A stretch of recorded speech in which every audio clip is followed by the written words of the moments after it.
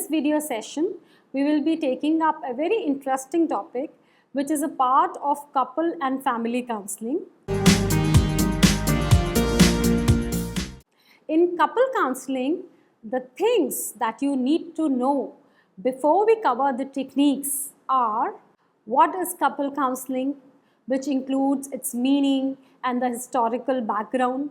Also, how is it different from marriage counseling? And what are the goals of couple counseling? And the various therapeutic approaches to couple counseling. The knowledge of these is required to be better able to understand the techniques of couple counseling. Now, coming to the main topic, that is the techniques in couple counseling. In couple counseling, there are many techniques which are derived from the various theoretical approaches like the psychodynamic approach, the emotion-focused therapy, the systemic approach, Gottman therapy, etc. Each approach has developed its set of techniques based on their theoretical assumptions. There are also certain general techniques which are commonly followed in all kinds of therapies. In this session, we will be covering 5 main techniques of couple counseling: communication training, problem solving, behavior exchange, conflict de-escalation, and externalization. Let's understand the first one, which is the communication training. Now, in communication training, here what happens? The couple is taught to improve their expressive and receptive communication skills to help them communicate more directly and clearly to each other about their feelings, about their plans, their thoughts, and their perceptions. The couple is also trained in developing reflective listening, active listening skills, giving and receiving feedback, and disclosure skills.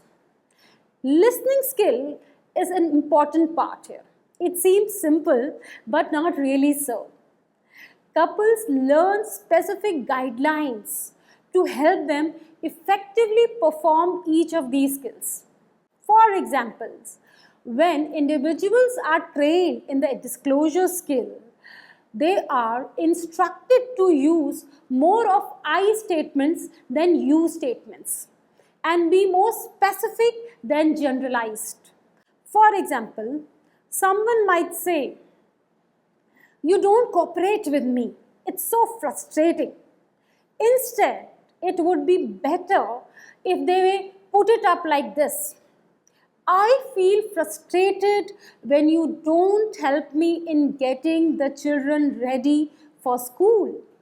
So, the couples are guided to state their views in a clear, specific, and subjective manner, as opposed to being objective and generalized. Take another example. Instead of saying, "The house is so disorganized," the individual is encouraged to say, "I feel the house is disorganized," which shows that individual's perception. This is an individual perception and not an objective reality. The couples are also taught to broaden their statements, to be fact-based, specific, and include their feelings to avoid overgeneralizations. Like, for the same example we are saying, "For the last few days, when I come home from work, I find toys and paper scattered all around the drawing room and the kitchen to be messy.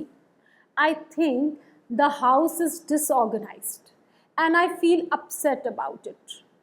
The persons can also conclude with a positive feeling or expectation, like, "I'm sure you also like to keep the house clean." So, this is in brief about the communication training which I have covered here. The other technique in the couple counseling is behavioral exchange. It's a very simple technique and it can be easily applied in day-to-day life. where the couples are asked to do something which makes the other partner happy. It is like doing or expressing, small acts of love, respect, or care that are pleasing to the other person. They do not necessarily have to be really big or out of the way. They are simple activities which anyone can do in the day-to-day life. For example, making tea in the morning, giving sweet surprises, cooking what the other partner likes, whatever you think will make the other person happy. The technique is designed to increase the number of positive interactions between the couple. These small acts can make a significant difference in one's bonding and can improve the relationship. So this is about the behavioral exchange. The other technique is problem solving, which consists of two phases: problem definition and problem solution. Now we know that we are always surrounded by problems in our life, isn't it? But the main cause of discord between couples can be that one person might see something as a problem, but the other person might not find it problematic. And this can cause differences between the couple. So, the first step is about identifying the problems. Now, when the couple come to therapy, they have a history of expressing anger, hurt, complaints while talking about their problem. This happens many a time. So the problem identification begins by expressing appreciation, understanding, and positive regard for each other. It is like laying a foundation of positive interactions for improved collaboration during the therapy. The partners are encouraged to recognize specific circumstances, behaviors that surround the problem and express their feeling about the problem. After clearly defining the problem, the therapy moves to the next step of the problem solution, which involves brainstorming about all probable solutions to the problem at hand. Each option is reviewed thereafter, and options that seems impossible, impractical, silly, they are discarded. For options which are chosen, couples also anticipate the obstacle that might interfere with the implementation, and plans are made for dealing with those obstacles. Thereby, the therapy helps them to learn to arrive at mutually satisfying solutions.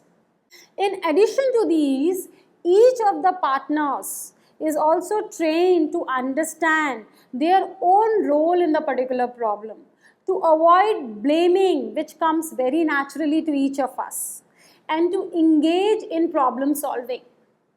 So that is how it happens.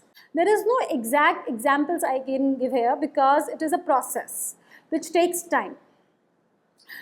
Another method in couple counseling here is the conflict de-escalation. This is one of the techniques. The reason of origin of this kind of technique is when the couple come to therapy, many a times there are many differences among them, and there is a lot of negativity and hostility between them, which is clearly felt by the therapist.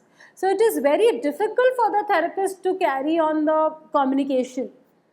And that is why in the initial phases, conflict de-escalation is important.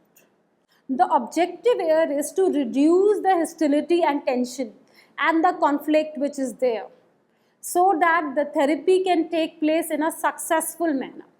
It includes 3 stages. The first is negative cycle de-escalation. Second is restructuring of negative interactions. And third is integration and consolidation, which are important and time-consuming steps. So, couples are learning to identify what are the negative interaction patterns which happens between them. In any relationship, over a period of time, we unknowingly might develop a pattern or a habit of negative communication. Take an example. Negative interaction may involve a dominating or controlling behavior by one partner and a differential or submissive behavior by the other. Partners can function in this type of cycles for years without there being any overt conflict, until one day when the partner in the submissive position shows resistance and stand up against the unequal dynamics in the relationship. Now this creates great anxiety in the dominant partner and differences among the couple. Rather than acknowledging that he or she was wrong in the first place, the dominant partner might view it as a threat to his or her status and might use more coercive strategies. The task of the therapist here is to help couples identify and break the cycle of negative interactions by making them learn how to express their underlying emotions properly. Couples are coached to express acceptance for each other's emotions and be compassionate towards each other. The last technique in couple counseling is the externalizing technique. Here, what is happening is the therapist is helping the couple in perceiving the problematic behavior which they are experiencing as external and modifiable and not something stable or permanent aspect of their being. So many a times, one or both the partners might feel that the cause of the problem lies within them, that this is related to me as a person. Now, it is very difficult to change the person or the personality, but it is comparatively easier to change a problematic behavior. So, the therapists tell them to understand that the problem is something which is external, which is modifiable, and they can bring change if they want. It is easier to modify behavior or action tendencies than to change the core personality trait. I hope you understand this. That's the basic assumption of externalization. So that not everything is internalized and perceived impermeable. So this is all about the techniques in couple counseling. Let us move to the next topic of this session, which is the techniques in family counseling. So for this, you need to understand the difference between couple counseling and family counseling. On a very general basis, I can say that a family is composed of more than two partners. There can be children, there can be extended family members involved. So family counseling is different in that respect. Naturally, when the composition in it has changed, the techniques also get slightly modified to cater to the demands of the new situation.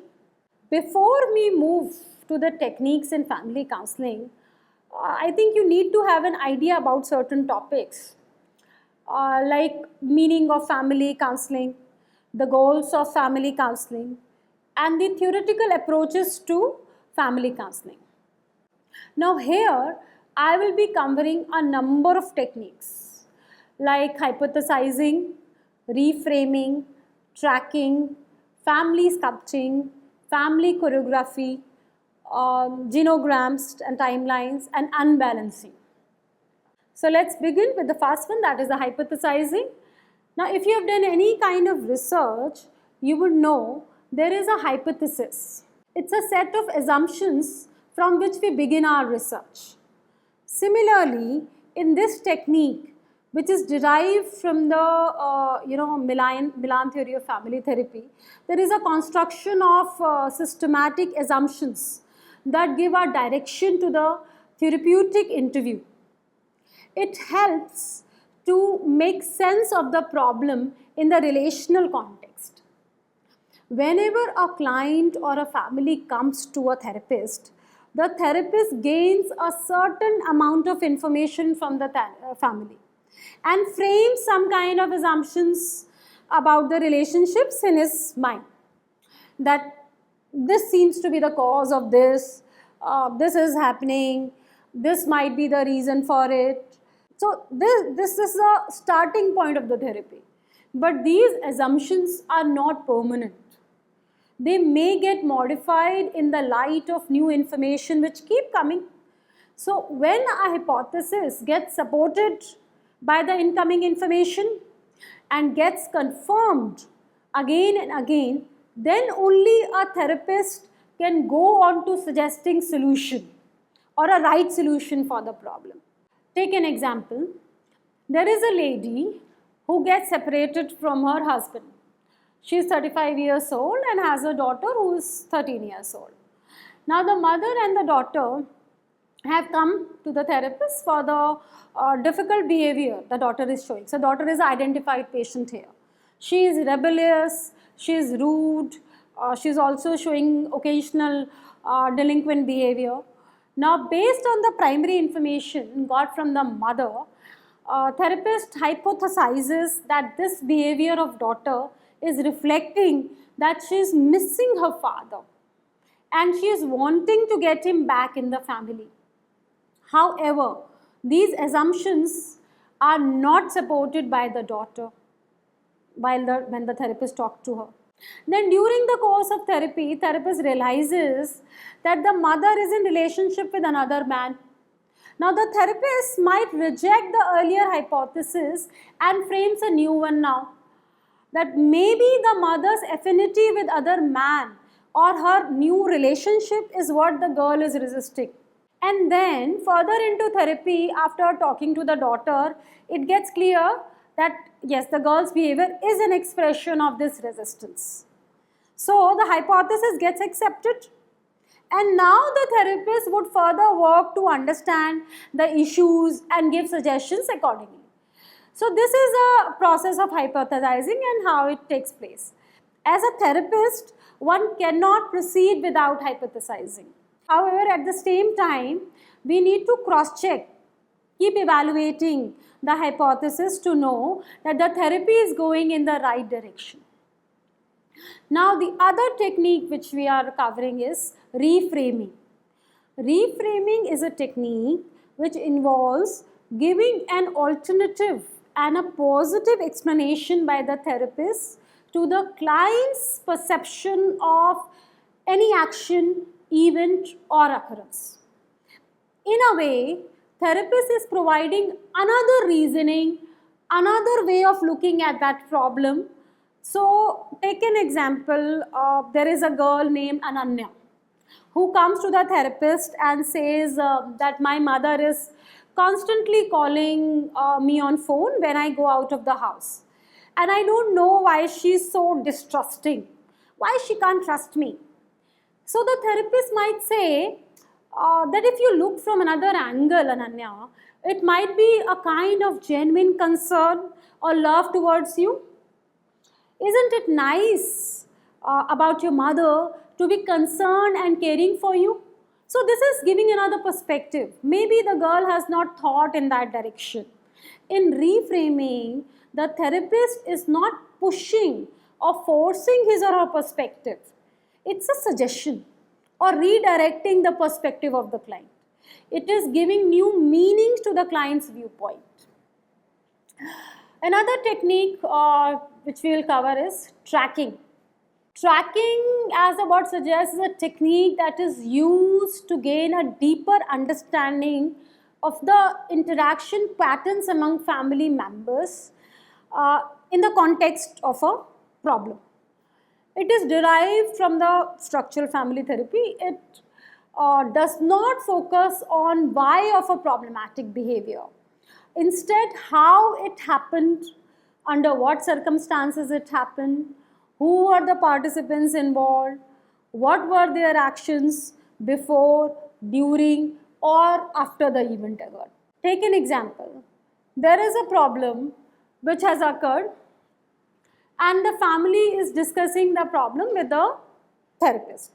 Instead of probing that why the problem happened, the therapist focus on the problem structure in detail. What is the context of the problem? Who are the people who are involved? How did it actually happen? Who said what? So here, how of a problem is more important than why. Because the assumption in this is that the structure of the family is one of the major cause of the differences among the members.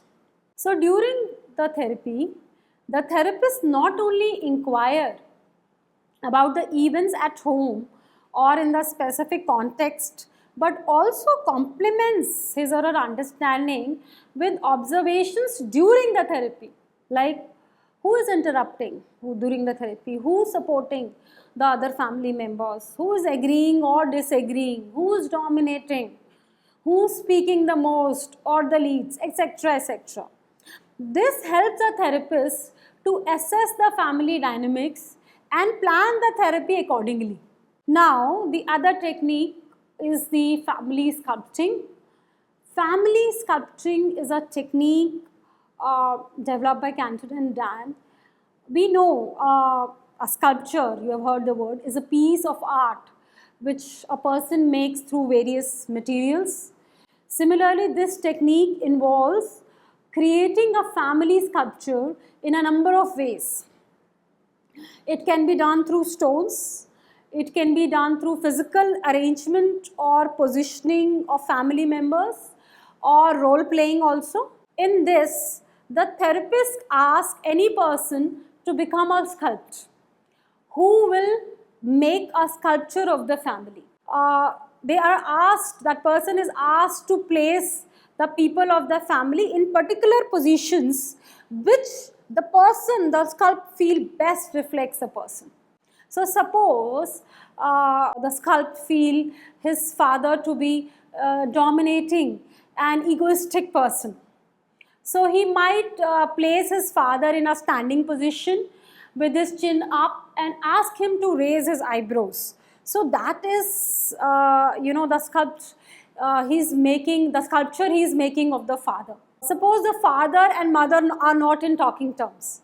So the mother is placed at a distance from the father with their backs facing each other. So all the family members, including the sculpt himself or herself, is asked to take a position or play a role with emotional expressions to indicate the dynamics within the family. Now this can be a non-verbal activity, or the sculpt can give particular dialogues to each of the family members. Suppose the father is perceived to be criticizing in nature by the person who is acting as a sculpt. So he can give a dialogue to his father, "You never do things well." Similarly, the mother might be always obeying the father. So she might be given the dialogue, "Okay, I will do so." So this is a way of depicting the family. It may or may not involve psychodrama. The other technique which we are covering is the family choreography. The word is very familiar. This is also very similar. This technique is similar to the family sculpture technique, but it goes one step ahead. It not only depicts the present relationships between the family members, but how they ought to be according to the sculpt. It's a visual display of how the person wishes the family to be. That is the ideal or the improved version of this family. So if you want your father to be humble, you just put the chin down and ask him to have a smiling facial expression. Similarly, if you want your mother to be slightly more assertive, you can ask her to make a particular emotional expression or dialogues to depict the same. So that is about that. The other technique is the genogram and the timeline. The genogram is a graphical picture of the family history. It shows the family's basic structure and demographics. It is a symbolic way to represent the information about the family. It helps the therapist to pursue the therapy in an effective manner. It's like a family tree, which we know, which we also draw, where we put senior most family members like grandparents and great grandparents on the top, and their daughters, then son and daughter, sons, they're like the parents, and then the children and their siblings below. So that's how it is shown. It indicates the various interlinkages which are there, and also gives an idea to the therapist which area he or she would like to dwell more into. Related to the genogram is the timeline. Timeline is a visual display of the important events which are happening in a family and the spacing between the events. So when the last festival was celebrated together, the dates, if there is a specific death in the family, then when did that happen? So these are important days. So these are important events. There are other specific events like divorce, when that happened, which year, what time. The timings are very important for therapy process, as they might be also the reasons for many of the problems in the person's life. So this was about genogram and the timeline. And the last technique which we are covering here is the technique of unbalancing. It is derived from the structural family therapy. So you should know what there are three processes, there are three stages in the structural family counseling, which you also cover in the theoretical approaches. Joining the family system, wherein the therapist establish a connection with the family members by changing his or her own behavior, that closely matches with the family. And the second stage is the conceptualizing or diagnosis, where there is analyzing the processes that cause the problematic behavior that the therapist is doing, and the restructuring the family system, where the therapist is encouraging the family members to make changes in the ways they respond to each other. Now, unbalancing is a part of the last stage, which is a restructuring family system.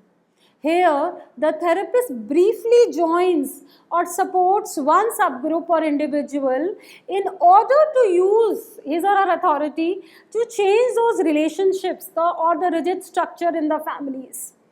Unbalancing is a way to change, to alter the present hierarchical relationships in the family, which might be dysfunctional, and allow the members to try out new roles that they believe that they were not attainable. The goal here is to transform an ineffective structure to healthy family functioning. So let's summarize. We have covered some of the major techniques in couple counseling and family counseling in this session.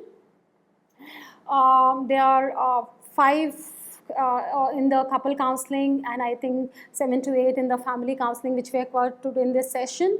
I hope you have understood and enjoyed this lecture and have gained a better understanding of the techniques of couple and family counseling. Thank you so much. Have a nice day.